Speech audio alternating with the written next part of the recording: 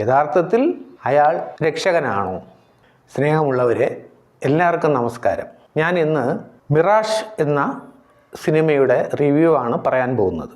ജിത്തു ജോസഫിൻ്റെ സംവിധാനത്തിൽ ആസിഫ് അലി, അപർണ ബാലമുരളി, അർജുൻ ശ്യാം ഗോപൻ, ദീപക്, ഹന്ന റെജി ഹോഷി എന്നിവർ പ്രധാന കഥാപാത്രങ്ങളായി അഭിനയിച്ചിരിക്കുന്ന ചിത്രമാണ് ഈ സിനിമ.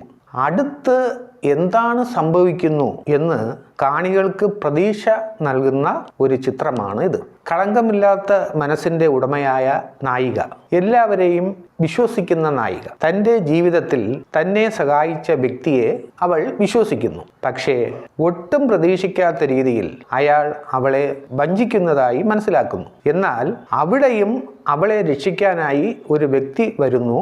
യഥാർത്ഥത്തിൽ അയാൾ രക്ഷകനാണോ? അത് സസ്പെൻസാണ്. ഓരോ നിമിഷവും മാറിമറിയുന്ന കാഴ്ചകളാൽ സമ്പന്നമാണ് ഈ സിനിമ. ഇനി ഇങ്ങനെയായിരിക്കും എന്ന് നാം വിചാരിക്കുമ്പോൾ അതിന് വിപരീതമായി വരുന്ന സീനുകൾ സംവിധായകന്റെ പ്രത്യേക കഴിവായി നാം ഇതിനെ കാണണം. ദൃശ്യം എന്ന സിനിമയിൽ കണ്ട അതേ രീതിയിലുള്ള സസ്പെൻസ് ത്രിൽ നിറഞ്ഞ സീനുകളാണ് ഈ ചിത്രത്തിൽ വരുന്നത്.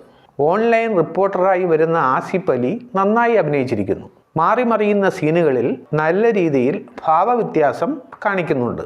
നായികയായി വരുന്ന അപർണ ബാലമുരളിയും നന്നായി അഭിനയിച്ചിട്ടുണ്ട്. തൻ്റെ ജീവിതത്തിൽ ഉണ്ടായ അനുഭവങ്ങൾ, അവ വരുത്തിവെച്ച വികാരങ്ങളെ പ്രതിഫലിപ്പിക്കുന്നതിൽ ഈ നടി വിജയിച്ചിട്ടുണ്ട്. മറ്റ് എല്ലാ നടീനടന്മാരും കഥാപാത്രത്തിൻ്റെ സ്വഭാവം മനസ്സിലാക്കി അഭിനയിച്ചിട്ടുണ്ട്. കോയമ്പത്തൂരിൻ്റെ പശ്ചാത്തലത്തിൽ നടക്കുന്ന കഥയിൽ വരുന്ന പോലീസ് സൂപ്രണ്ട്, വില്ലന്മാർ എന്നിവരും തമിഴ് ഡയലോഗുകളും ചിത്രത്തിന് ശക്തി പകരുന്നുണ്ട്.